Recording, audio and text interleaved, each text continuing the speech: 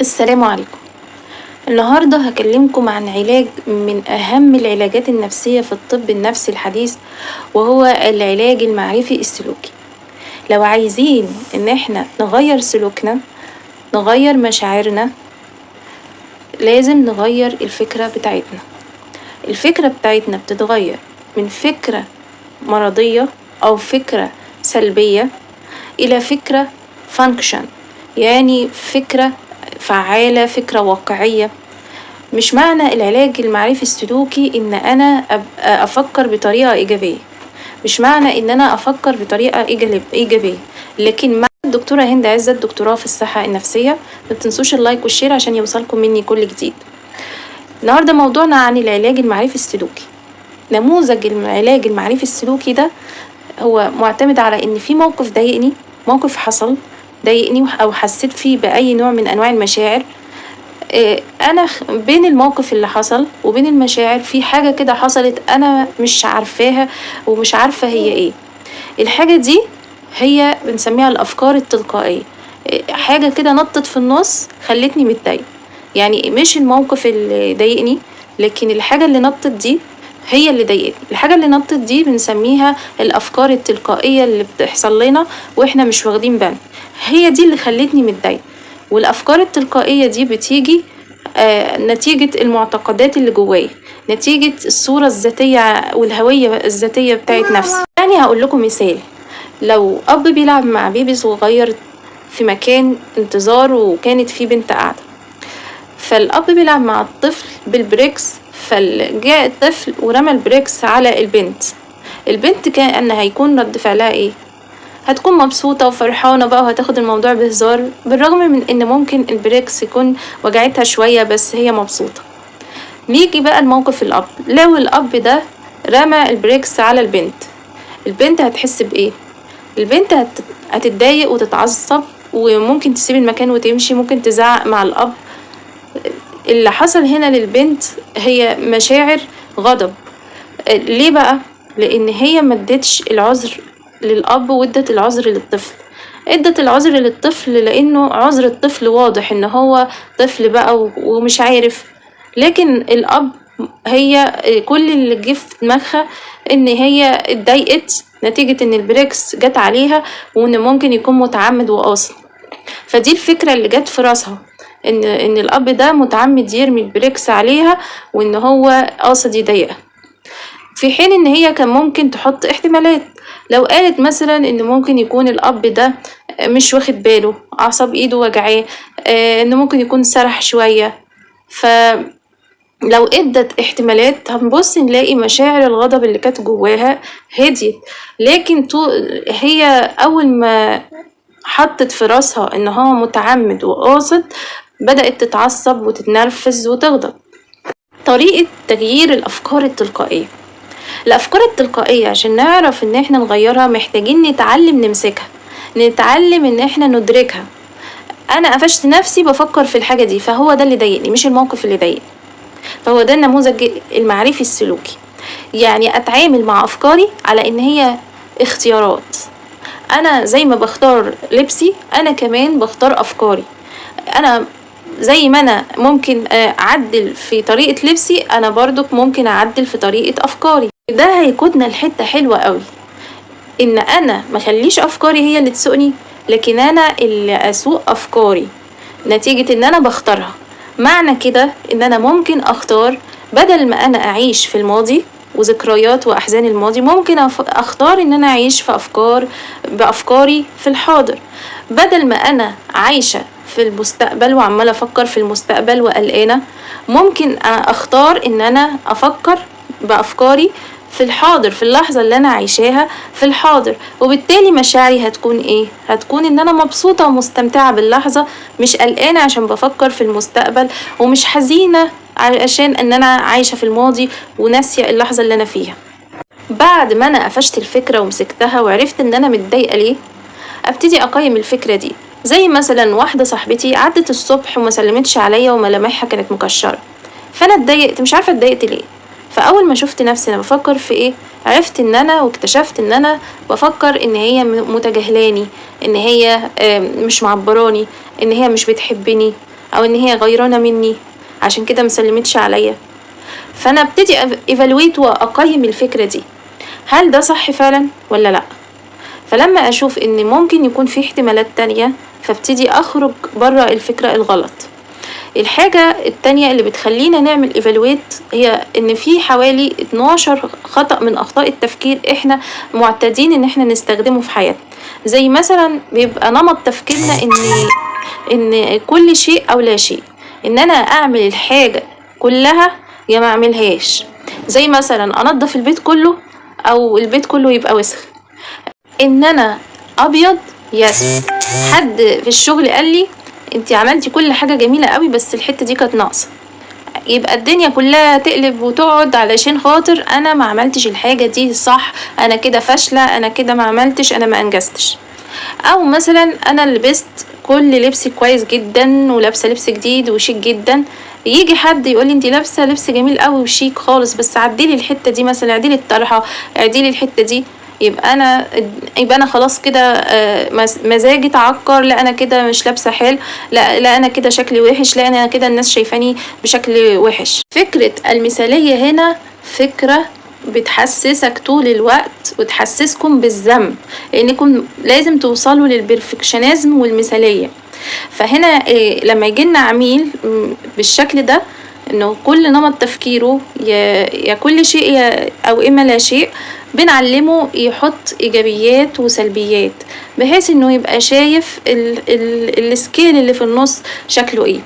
النقطة التانية وهي الأوفر جنراليزيشن، يعني أنا مريت بتجربة فاشلة أحكم على كل التجارب اللي أنا همر بيها في نفس النقطة دي بعد كده بالفشل. يعني مثلا واحدة جربت ان هي تتجوز وفشلت في جوازها مرة، تعمم ده وتقول كل الرجالة وحشة، انا خلاص مش هتجوز، كل الجوازات بتاعتي فاشلة، انا فاشلة. فتجربة واحدة فشل بتعممها على كل التجارب في حياتها، ومش همر بكده تاني ومش هعمل كده تاني. فالعميل اللي نمط تفكيره over generalization بنسأله نقوله طب ده تكرر معاك كم مرة؟ هيقول لنا مثلا مرة 2. ده معناه انه انت تحكم على كل التجارب اللي جاية بنفس التجربة دي. طيب هل في زمايلك او في الناس اللي معاك التانية حصل معاهم التجربة دي؟ لما انت مثلا بتقول كل الستات خاينين، هل زملائك التانيين اللي متجوزين معاك حصل ان زوجاتهم خانتهم؟ فابتدي اخلي العميل ياخد باله قوي من نمط تفكيره ده. نمط التفكير رقم 3 وهو قراءة الافكار. هيبقى عندي كده ادعاء، في ناس كده عندها ادعاء ان هي تعرف تقرأ اي حاجة في دماغ اللي قدامها.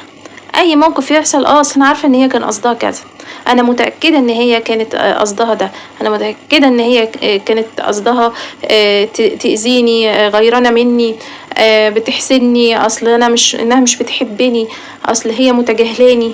فالافكار دي بتيجي واحنا مش بنحس بيها، وده اللي بيخلينا متضايقين. فلو انا عملت لها ايفالويت ابتدي اشوف هل فعلا في دليل على ان انا قرأت افكارها صح، هل في دليل اللي بنسميه عندنا حسن الظن وسوء الظن في الدين. فحتى ربنا بيقول لنا ان احنا نحسن الظن، يعني نحط احتمالات بديلة، زائد ان احنا يعني نحط مش احتمال واحد للتفكير، نحط اكتر من احتمال ونحسن الظن. العميل اللي بيجيلنا بنلاقي فيه عنده من انماط التفكير عنده خطأ في انه بيقرأ افكار الاخرين ويقول انا متأكد وعارف، وبيعتبر ان الاحتمال حقيقة بالنسبة له، انه الاسامبشن بيعتبرها فاكت. فهنا نقول له ايه؟ هنا بنخلي العميل يحط احتمالات تانية للتفكير. طب ايه الافكار التانية البديلة؟ طب ايه الاحتمالات التانية للتفكير؟ طب ايه دليلك على ده؟ ايه دليلك على ان هو متجاهلك؟ ايه دليلك على ان هو بيغير منك؟ ايه دليلك على ده؟ رابع طريقة تفكير وهي ليبلينج، يعني ان انا احط اسم كده، ان انا عنون الشخص اللي قدامي، الناس اللي حواليا، بدل ما اقول مثلا الشخص ده سلوكه عصبي، لا اقول الشخص ده عصبي، احكم عليه. ان انا احكم على الناس واحكم على المواقف واحكم على نفسي، احكم على نفسي ان انا فاشلة، احكم على اللي قدامي مثلا ده فلان غبي، فالحكم ده بيخلينا ساجنين نفسنا في بوابة الأحكام، ما نعرفش نطلع منها. وده بنشوفه في العلاقات الزوجية، لما مثلا زوجة تحكم على زوجها إنه زوج يعني مثلا بخيل، أو زوج فاشل، أو أي ليبل بتحطه، أو الزوج نرجسي زي ما احنا بنشوف. أول ما نلاقي المشكلة جاية لنا ده زوجي نرجسي، فهي حكمت عليه بالنرجسية، فهنا خلاص هي قفلت الباب بتاع قلبها، مش هتفتحه، لأن هي حطت ليبل كده، حطت عنوان لزوجها. لكن لما احنا نوصف السلوك اللي قدامنا، بس نتعلم في طريقة تفكيرنا ان احنا نوصف السلوك، السلوك ده مثلا ان سلوك فيه عصبية، طب السلوك ده مثلا فيه نوع من التهور، فهنا انا هرتاح لما اوصف الحاجة بشكلها الصحيح، انا هرتاح. لما يجيلنا عميل بيعمل ليبل وعنونة واحكام على الاخرين واحكام على نفسه، هضطر اسال واقول له مثلا لو زوجة مثلا هسألها، طب انتي زوجك بتقولي عليه مثلا مش رومانسي او عصبي، او بتقولي عليه مثلا بخيل، طب كم مرة بيعمل الحاجة دي؟ طب هل في مرات تانية السلوك ده في مرات تانية ما عملهوش؟ امتى بيعمله؟ وابتدي اخلي الحكم اللي هي حطته احوله للسلوك، يعني اللي انتي قلتيه ده احوله لسلوك الشخص، هو بيعمل الحاجة دي كم مرة. بالتالي هتبتدي تنتبه انه ده هو كده في مرات تانية ما كانش عنده الحاجة دي. طب يبقى انا انطباعي هو اللي فيه مشكلة عن الشخص ده. ده هو ساعات هو انا قلت عليه بخيل، لا بس ساعات هو بيجيب لي حاجات وممكن يكون الدنيا معاه مقصرة، فهو لا، هو ساعات بيجيب لي حاجات بس في نقط تانية ممكن يكون هو مش مقتنع ان هو يصرف فيها مثلا، وانا اللي عندي مثلا حب ان انا اصرف في الجزئيات دي. او مثلا عصبي، طب هو ممكن يكون جاي من الشغل مضغوط فبيبقى عصبي، لكن في اوقات بيبقى هادي فيها. نقطة رقم 5 وهي جملة لازم. بنبص نلاقي ناس كتير قوي بتستخدم في كلامها اللوازم، لازم والمفروض وما ينفعش ولازم تعمل الحاجة دي والمفروض تعمل الحاجة دي. بنبص نلاقي ان الجزئية دي في تفكيرنا بتاخدنا لحتة تانية خالص، بتاخدنا ان احنا ساعات امل خيبتنا وتوقعاتنا بتخيب بسبب ان احنا حاطين لازم. نيجي في العلاقات، حد انت حاطط لوازم والمفروض والشخص ده يعمل كذا وكذا، ومفيش قاعدة ينفع ان هي ما تتعملش.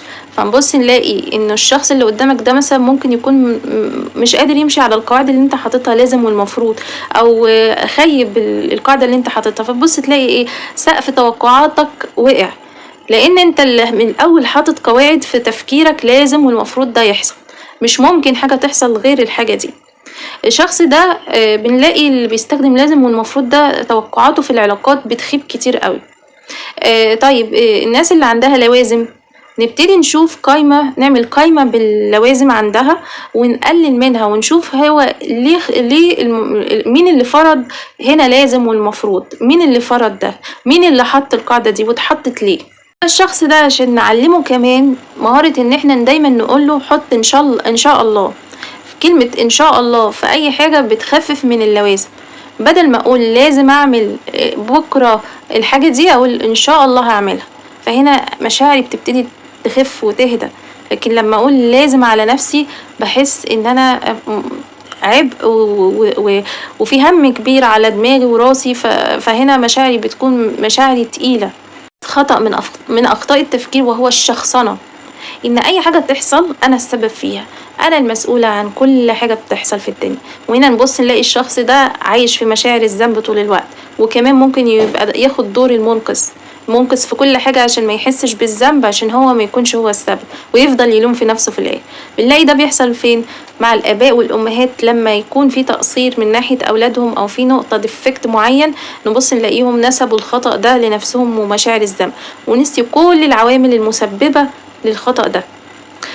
وطبعا هنا العميل لما بيجيلك أو بيجيلكم بنقوله طب ايه العوامل التانية اللي سببت الحاجة دي، نقعد بقى نحللها عامل. طب مش ممكن يكون مثلا ده هو السبب، مش ممكن يكون بنتك مثلا هي اللي مذاكرتش كويس، مش ممكن يكون ذكائها هو اللي قليل، مش ممكن يكون مثلا هي تعبت او انت تعبتي، بعيدا خالص على ان انت ام فاشلة. رقم 6 وهو التفكير الكارثي وهو الكاتاستروفايزنج. ونبص نلاقي التفكير ده بيخلينا عايشين في المستقبل، في بكرة هيحصل ايه مش النهاردة. وعايشين في قلق، ونبص نلاقي الناس اللي عندهم قلق مرضي عايشين عندهم التفكير النمطي ده. يعني أنا طول الوقت حاجة بسيطة مثلًا موقف حاجة ما تستاهلش، أبص ألاقي نفسي كبرتها وضخمتها وخوّفت نفسي من اللي هيحصل بكرة. زي مثلًا واحدة مجرد ما اتصلت على خطيبها مرة و2 بصت لقت قالت لنفسها يا خبر ده هو زمانه دلوقتي أكيد مش بيحبني، أكيد متجاهلني. بص بقى الأفكار عمالة تيجي ورا بعضها ازاي. طب هو كده ما بيردش عليا، مش ممكن يكون كده بيفكر إن هو يسيبني، مش كده بيفكر إن هو ممكن يفك يعني يفركش. يبقى احنا كده رحنا لحتة تانية خالص، وهو توقع حاجات أصلًا الموضوع تافه، إن هو ما ردش عليكِ مرة 2 3 ما فيش احتمالات تانية، يعني في ممكن احتمالات تانية، لكن هي خدت الاحتمال ده إنه هيسيبني، مش إن الخطوبة هتتفركش. فالcatastrophizing هو تفكير قلقي جدًا، جدًا، جدًا. 7 من ضمن أخطاء التفكير وهو التبرير، إن أنا أقعد أبرر للي حواليّا حاجة أنا عايزاها. مثلًا تبرير حاجة أنا عايزة الشخص ده، أنا باحبه وهو عمّال يأذيني، فأنا عمّالة أبرر تبرير عاطفي إن أنا لأ ده هو يمكن هو مش قصده، يمكن أنا اللي غلطانة، يمكن، فعمّالة أحكم إن عاطفتي ومشاعري هي اللي صح، إن هو ده الصح وده الfact. طالما أنا حاسة الحاجة دي تبقى هي دي الfact. أنا كده اللي صح لإن أنا حاسة بده. رقم 9 في أخطاء التفكير وهي الفلترة أو التصفية. يعني أنا يبقى عندي حاجات كتير حلوة عملتها، ويجي حد كده ما يشوفش الحلو ده كله ويبص على الحتة الوحشة. حتى ده بنعمله مع نفسنا، يبقى أنا عندي فيا صفات جميلة وحلوة قوي، وجانب واحد وحش أحكم بيه على نفسي إن أنا كده وحشة. فالفلترة أو التصفية العقلية بنتعامل معاها برضو إن إحنا بنخلي العميل يكتب الإيجابيات ويشوفها قدامه. لو مثلا زوجين جايين بيتعالجوا من مشكلة إن هما مختلفين، أخلي كل طرف يفكر في إيجابيات التاني، بحيث إن هو يبقى قدامه الصورة كاملة، ما يبقاش الصورة بتاعته صورة من منظور واحد بس. دي كانت حلقتنا النهاردة عن الأوتوماتيك صوت، الأفكار التلقائية وأخطاء التفكير، وإن شاء الله نكمل سلسلة حلقاتنا عن العلاج المعرفي السلوكي. ما تنسوش اللايك والشير. شكرا ليكم، كان معاكم الدكتورة هند عز.